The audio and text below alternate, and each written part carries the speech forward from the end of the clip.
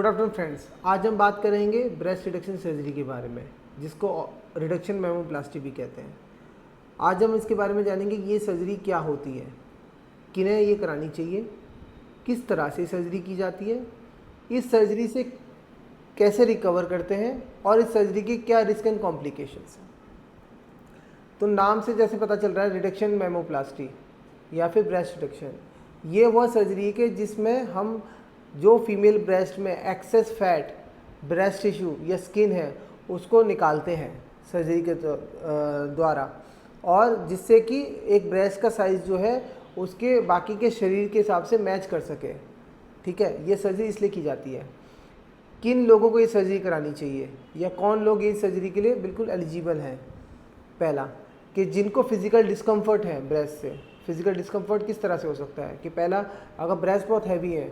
तो उससे कई पेशेंट्स को जो है बैक, अपर बैक में पेन होने लग जाता है, क्योंकि ब्रेस्ट इतनी हैवी है, वो आगे की तरफ पुल कर रही है अपर बॉडी को, तो उसके से अपर बैक में पेन हो सकता है, नेक में पेन हो सकता है, शोल्डर्स में पेन होता है कई लोगों को, क्योंकि हैवी ब्रेस्ट है तो इतना ज़्यादा फॉरवर्ड पुल है, डाउनवर्ड पुल है कि शोल्डर्स को उतना कैरी करना है, तो शोल्डर्स में पेन कंप्लेंट करके आती हैं। कुछ पेशेंट्स को जो है ब्रेस्ट के जो अंडर क्रीज होती है, जो इन्फ्रामेमरी फोल्ड होता है वहाँ पे, क्योंकि इतनी स्वेटिंग होती है, ब्रेस्ट टिश्यू फॉल रहती है हमेशा, आपकी चेस्ट वॉल से चिपकी रहती है इतनी हैवी ब्रेस्ट होने की वजह से, तो उसके अंदर पसीना मरते रहता है, उसकी वजह से स्किन में इरिटेशन और रैसेस होने लग जाते हैं। कुछ पेशेंट्स में क्योंकि इतनी हैवी ब्रेस्ट है, उनको होल्ड करने के लिए जब वो ब्रा पहनती हैं तो ब्रा के यहाँ पे जो स्ट्रैप्स होते हैं वो शोल्डर के अंदर इतने हैवी ब्रेस्ट को होल्ड करने के लिए यहाँ पे उनके मार्क पड़ने लग जाते हैं, तो इस तरह से कुछ फिजिकल डिस्कम्फर्ट होते हैं पेशेंट्स को। कुछ पेशेंट पोस्चर प्रॉब्लम्स के साथ आते हैं, क्योंकि बिकॉज उनकी ब्रेस्ट हैवी थी और काफ़ी लंबे समय से वो हैवी ब्रेस्ट कैरी कर रही है, तो उनका पोस्चर आगे की तरफ झुक के हो जाता है। ठीक है, कुछ लोग इस प्रॉब्लम से आते हैं कि वो फिजिकल एक्टिविटी में इन्वॉल्व नहीं हो पाते, जैसे क्योंकि हैवी ब्रेस्ट है तो जैसे स्पोर्ट्स की एक्टिविटी है, एक्सरसाइजेस हैं, तो उसमें उनको भागने में या दौड़ने में दिक्कत आती है इतनी हैवी ब्रेस्ट को कैरी करने में। अगला जो इशू फीमेल्स फेस करती है हैवी ब्रेस्ट की वजह से वो है ब्रीदिंग डिफ़िकल्टीज़। ब्रीदिंग डिफ़िकल्टीज़ कैसे होंगी, क्योंकि जब वो बिल्कुल सीधी लेटती हैं तो इतनी हैवी ब्रेस्ट जब चेस्ट के ऊपर गिरती हैं तो चेस्ट को कंप्रेस करती हैं, तो इतनी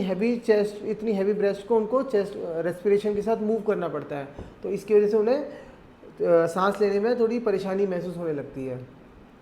अगला कंसर्न ऐसे पेशेंट्स का क्या होता है कि एस्थेटिक कंसर्न्स भी होता है बहुत से लोगों का। एस्थेटिक कंसर्न्स का मतलब ये है कि वो ये सोचती हैं कि उनकी जो ब्रेस्ट है वो बाकी की बॉडी के प्रोपोर्शनेट होनी चाहिए। और एक और जो दिक्कत आती है ऐसी महिलाओं को, वो ये है कि उनको उनकी साइज़ के कपड़े नहीं मिल पाते, जिनका अगर सपोज़ करो डी कप है या डबल डी है या ई कप साइज़ है ब्रेस्ट का, तो ऐसे, और बाकी की बॉडी अगर उनकी ठीक है, नॉर्मल है ऑलमोस्ट, तो उनको इस तरह के कपड़े के जो चेस्ट की तरफ से ज़्यादा बड़े हों, बाकी साइज़ में नॉर्मल हो, तो इस तरह से कपड़े ढूंढने उनके लिए बड़े मुश्किल हो जाते हैं। तो इन सब लोगों को जो है ये सर्जरी देखनी चाहिए कि जिससे कि वो एक प्रोपोर्शनेट बॉडी अपनी करा पाएँ और अपने आराम से बाकी की चीज़ों में इन्वॉल्व कर पाएँ अपनी लाइफ में। जैसे वो फिजिकल एक्टिविटी नहीं कर पा रही हैं, स्पोर्ट्स एक्टिविटी नहीं कर पा रही हैं, तो उन सब चीज़ों में अपना इन्वॉल्व हो पाएँ। अब ये सर्जरी किस तरह से की जाती है, ये सर्जरी से पहले हम कंसल्टेशन करते हैं। कंसल्टेशन के दौरान हम मरीज़ के साथ ये डिस्कस करते हैं कि उनका डिज़ायर्ड कप साइज़ क्या है। सपोज़ वो अभी डबल डी है या ई कप साइज़ है उनका, तो क्या कप साइज़ वो एक्सपेक्ट करती है कि सी कप या फिर डी कप में भी वो सेटिस्फाइड है, क्योंकि ओवरऑल बॉडी स्टेटस के हिसाब से कंपेयर किया जाएगा कि ऐसा नहीं है वो कहेंगे कि हमें बी कप चाहिए और बॉडी उनकी सी कप या डी कप टाइप की है। तो वो पेशेंट के साथ बैठ के डिस्कस किया जाता है कि क्या बेस्ट रहेगा उनके लिए कप साइज़ और कितना रिडक्शन अचीव हम कर पाएंगे उनके केस में। तो एक बार जब हमारा रिडक्शन डिसाइड हो जाता है कि इतना लगभग रिडक्शन करेंगे हम, साथ में हम स्किन की इलास्टिसिटी है, निपल की पोजीशन क्या रहनी चाहिए, अभी क्या पोजीशन है, क्योंकि हैवी ब्रेस्ट की वजह से क्या होता है कि निपल हमारी काफ़ी नीचे की तरफ हो जाती है। ठीक है,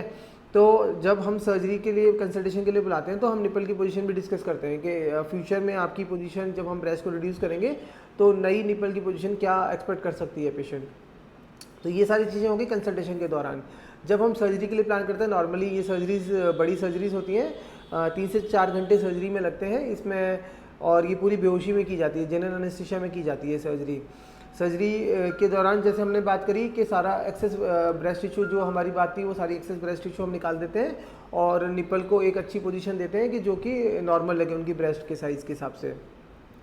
रिकवरी की अगर बात करें तो करीब करीब 1 से 2 हफ्ते उनको अपने काम से ऑफ लेना होता है और अगर हम फिजिकल एक्टिविटी या फिर एक्सरसाइजेज की बात करें तो करीब करीब 4 से 6 हफ्ते उनका ब्रेक लेना होता है। रिकवरी के दौरान उनको एक सपोर्ट ब्रा